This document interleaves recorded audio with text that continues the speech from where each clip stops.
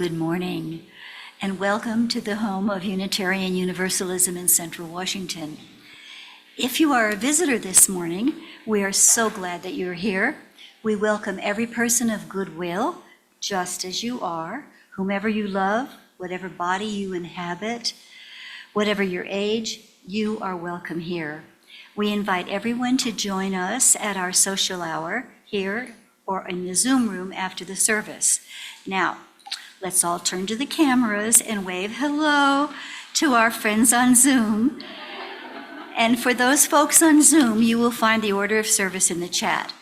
If you have any questions, ask Linnea Shannon, your Zoom host for today. Now, for those of you who are in here, take a minute or two to greet those around you. It's so good to be together this morning in the central way of all the ways we gather. I'm sure you saw the announcements on the screen beforehand, but there are two announcements I should share with you. First of all, on September 28th, which is next Saturday, at 2:30 p.m. at the First United Methodist Church, there will be a service celebrating the life of Tina Scull. Reverend Debbie Sperry and Reverend Thomas will be leading. So hopefully we can gather again in loving memory of Tina. Yes, Elliot? The other announcement I have to make is that next Sunday there will be a new building task force congregational forum after the worship service.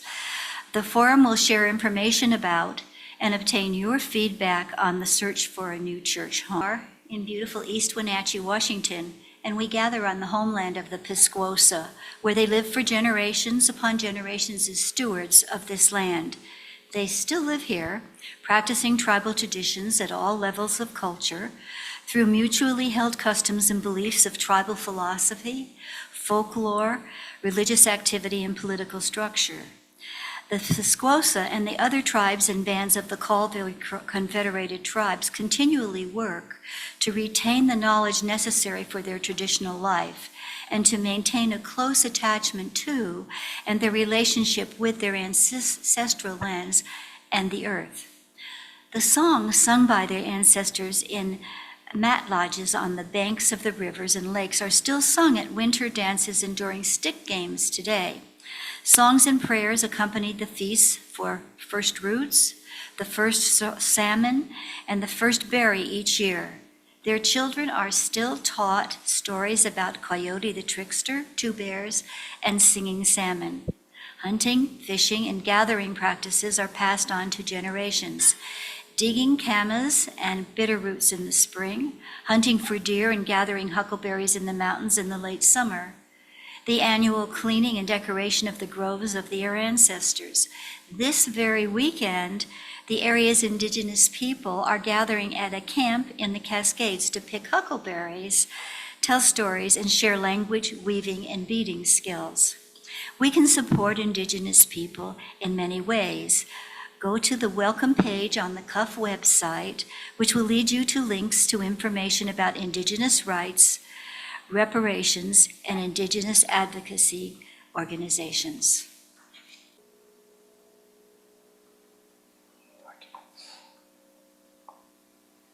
Great poet and philosopher of India, Kalidasa, wrote, "Look to this day, for it is life, the very life of life.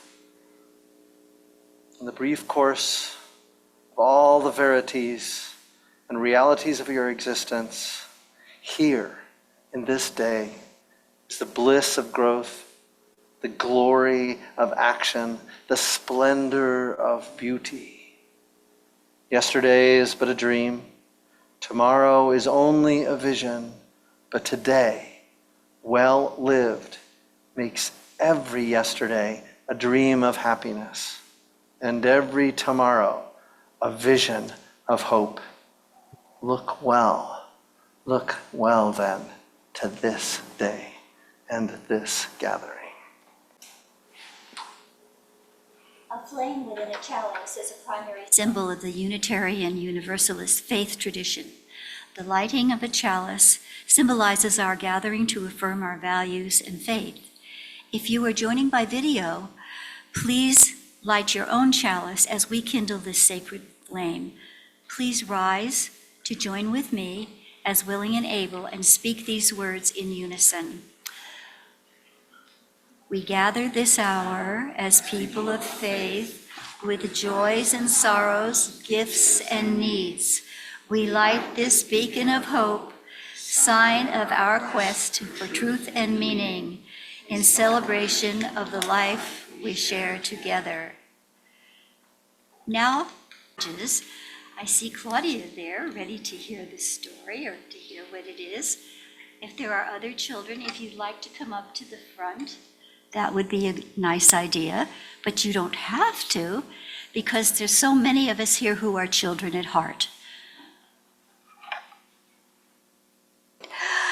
Well, now if you would form an arch, and we'll sing our song while Claudia and her marches back to her special place. Each other to find meaning in the spirit of love that we share. Now go to each other to find meaning in the spirit of love that we share. Sharing and honoring.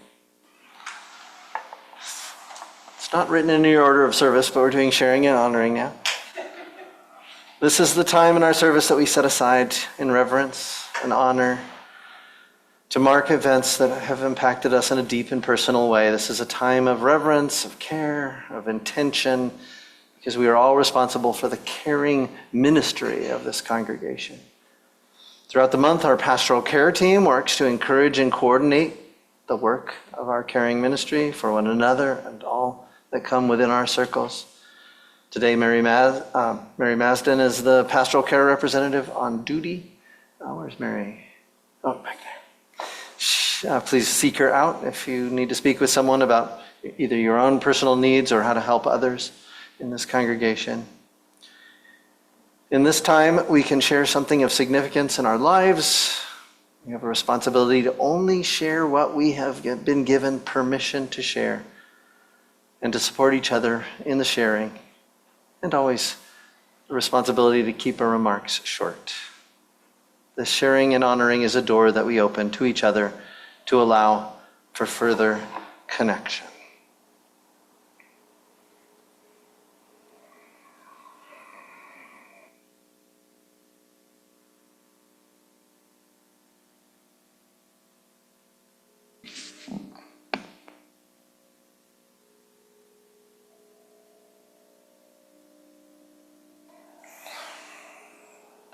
Now, music.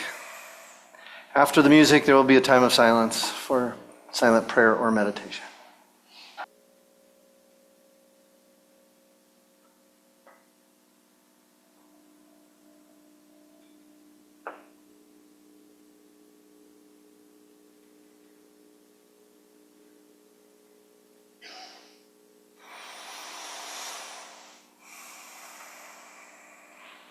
What is don't know mind? Simple answer, of course, is I don't know.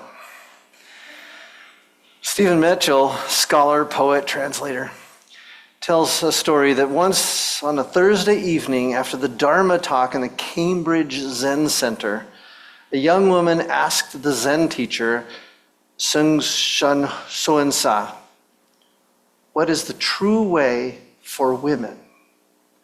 And Soen-sa said, I don't know. I'm not a woman. And there was laughter. And then after a few moments, he continued, okay, I ask you, what is woman? The student hesitated and said, I don't know. And So-and-sa affirmed that answer. This is the true way. Only don't know mind. In the don't know mind, there is no woman, no man, no old, no young, no people, no Buddhas, no self, no world, nothing at all. If you understand this don't know mind, you understand the true way. If you don't understand the don't know mind, you cannot understand the true way. Okay? If you can say, I don't know, and yet remain open to the knowing, then you will keep a don't know mind. First time I heard about don't know mind, some time ago, it's also called beginner's mind. It's decades ago, I was studying Buddhism. I was moved to explore this mind state. But then it came back to me. I hadn't really thought about this particular Buddhist idea until I was reading about the crazy untruths percolating in our country. And my response, that I knew what was true and they did not. That I was right and they were wrong. And there was something about the quality of that response, the defensiveness of the response, the arrogance or confidence in that response that I wanted to test and temper. I wondered how to describe the difference between my confident sense of knowing and the knowing of people, for example, who say that Haitian immigrants are eating dogs and cats. What's the difference in the knowing?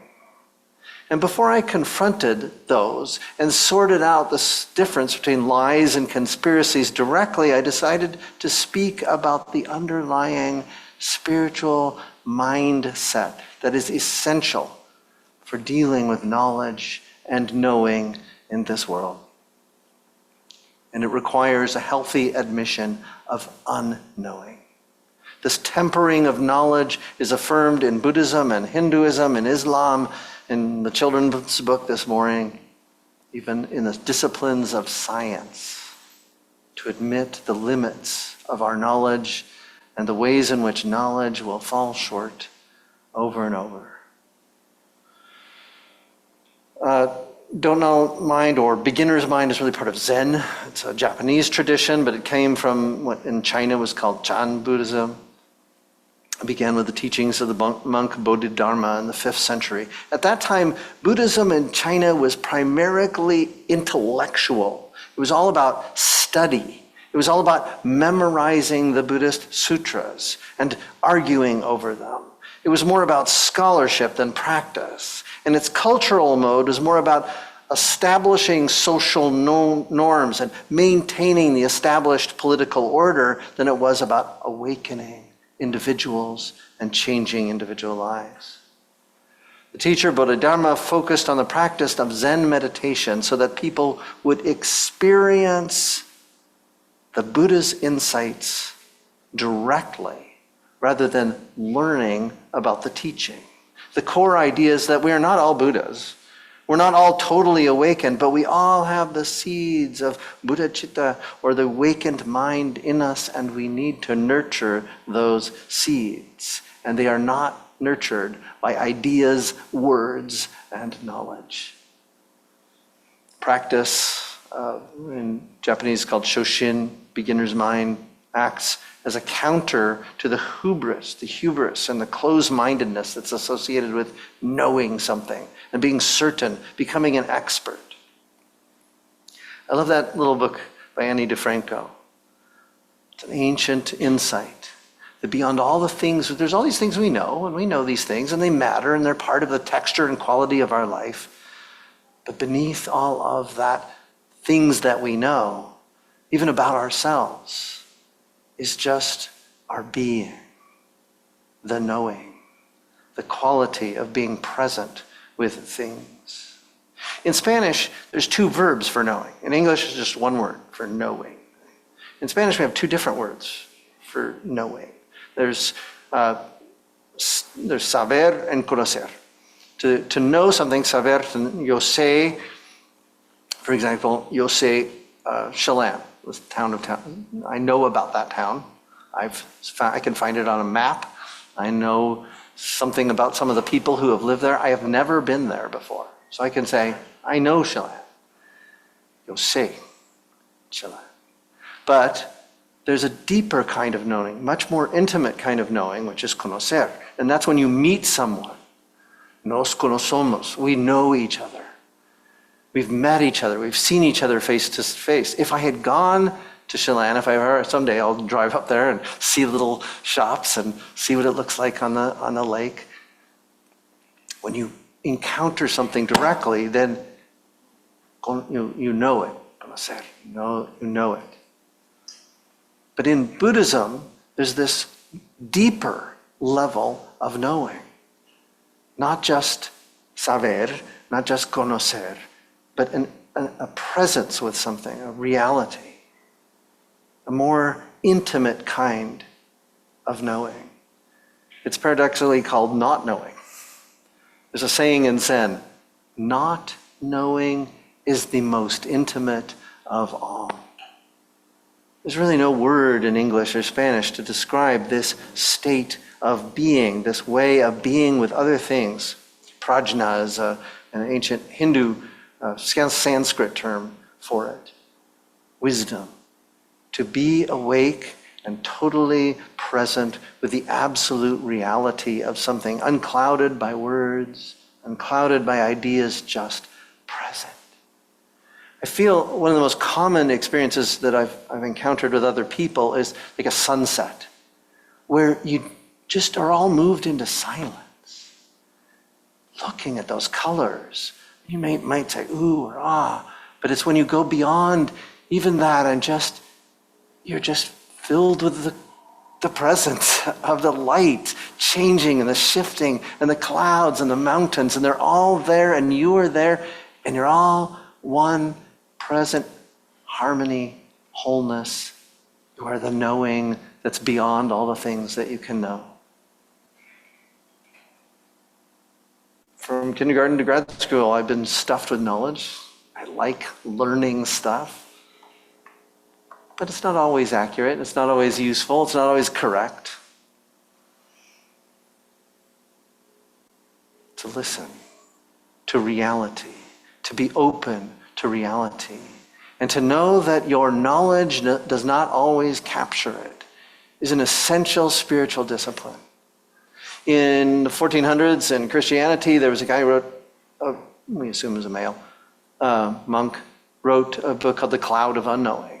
And the whole point in there, Christianity, the difference between Buddhism and Christianity is that Buddhism never really had an authoritarian doctrinal structure where there was all these different schools and different teachers. Whereas in Christianity, because of its alignment with a state, decided to codify and set down all of its ideas. So everything in Christianity is so much about doctrine and idea and words. And there are these words and liturgy.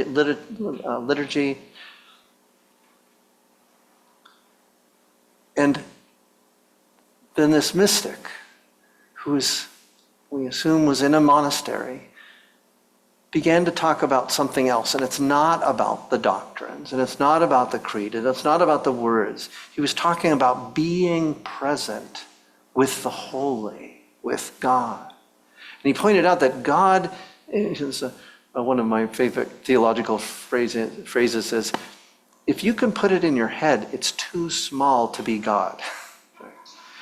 God is not an idea or something that you can understand. And he was pointing out that no matter what you think, it will always fall short of the ultimate reality. There is no way, what are sound systems doing there?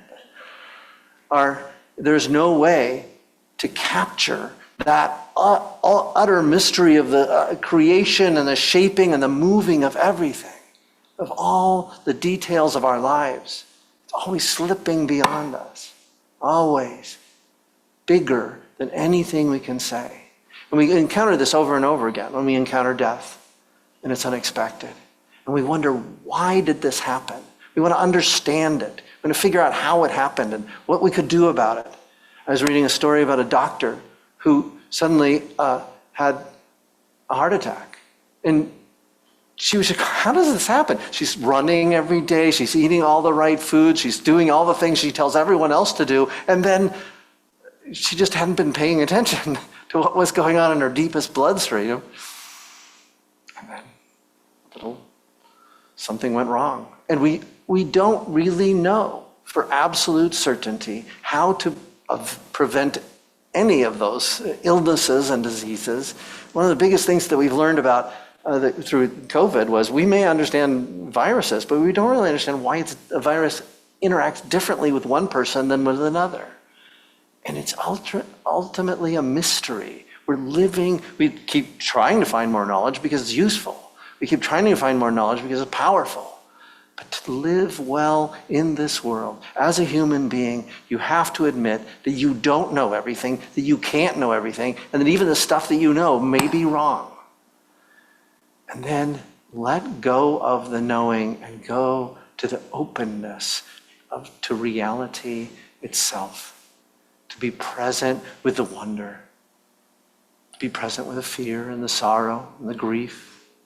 To be present with them in their wholeness, and to know that you can never sum it all up. You can just be there in that moment, in the wholeness of every moment that comes always now and is always here. So that's my little sermon on don't know mind. Invoking a spiritual state. Because we come together to nurture these spiritual states and ways of being with one another, because we come together to nurture and share knowledge, we also take an offering each week. And I invite Pat to talk about that a little bit.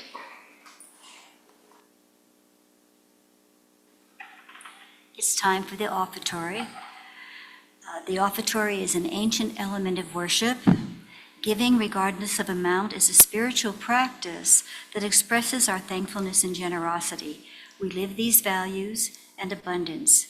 Today's offering is a share the plate with Cuff's Little Free Pantry. That was last week. Yeah. Whoop. Okay. Joyfully sharing these gifts, our gifts and strengths in service to the greater good is one way we create the beloved community. We live these values in abundance. We will now receive the offering.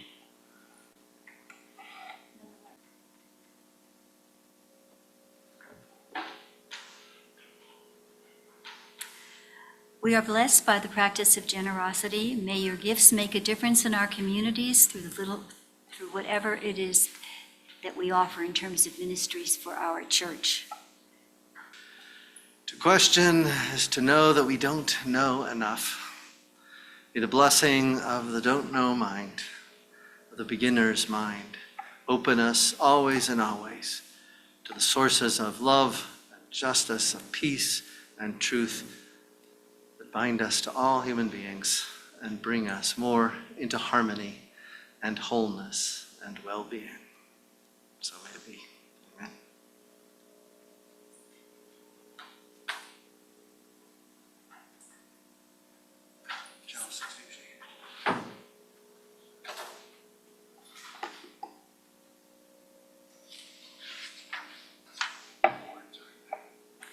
Okay. We extinguish this flame, but not the light of truth, the warmth of community, or the fire of commitment. These we carry in our hearts until we are together again. Our tradition is to join hands and make a circle as we sing our closing song. If this isn't comfortable for you, we respect your boundaries. Simply put your hands on your heart and connect with us in that way.